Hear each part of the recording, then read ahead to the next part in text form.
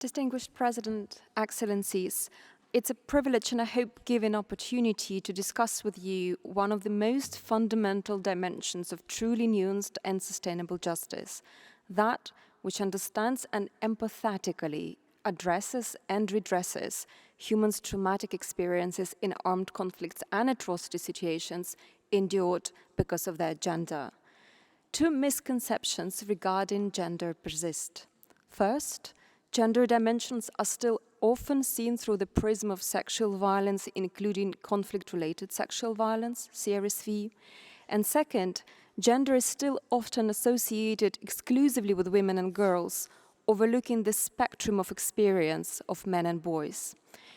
Drawing from varied examples globally, my presentation will challenge these two assumptions and provide some key ways forward to more holistic, gender-competent justice.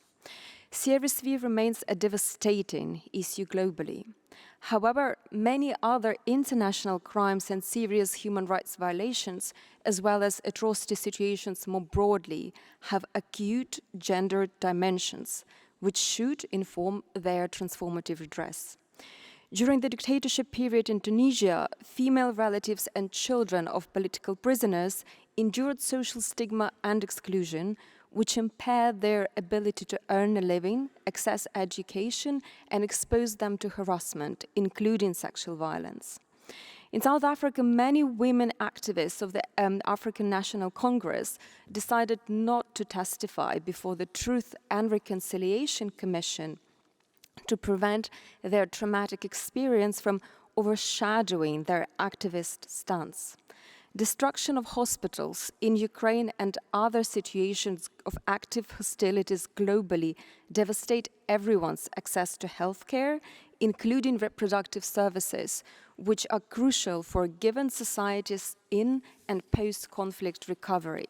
At the same time, hospital attacks disproportionately affect women, who remain principal caregivers to children, the elderly, and relatives with disabilities globally.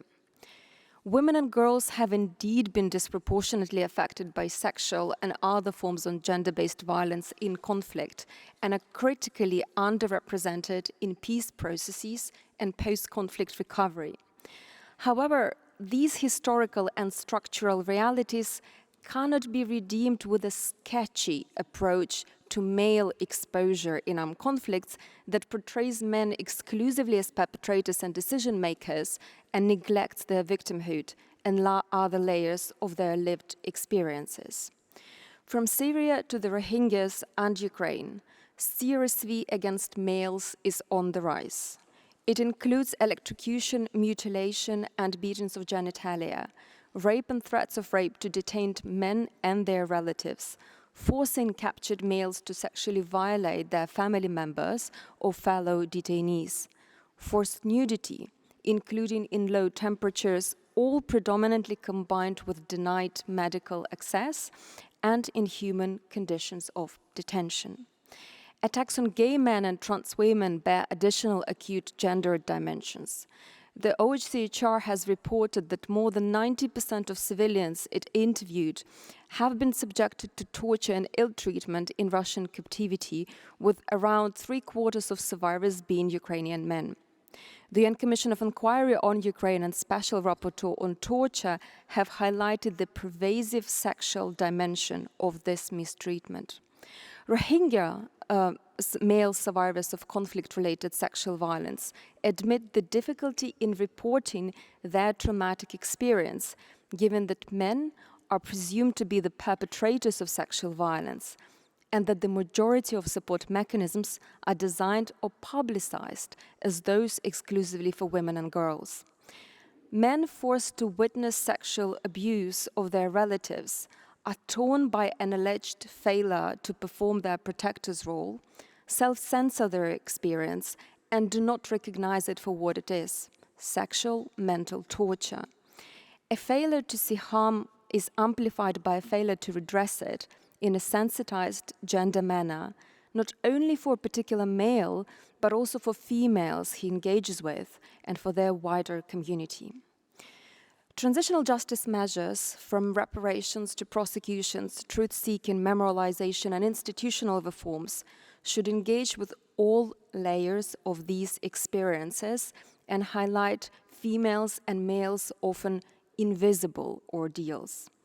Urgent interim reparations for girls, boys, women, and men survivors of conflict-related sexual violence should be introduced as early as possible without waiting until the end of hostilities.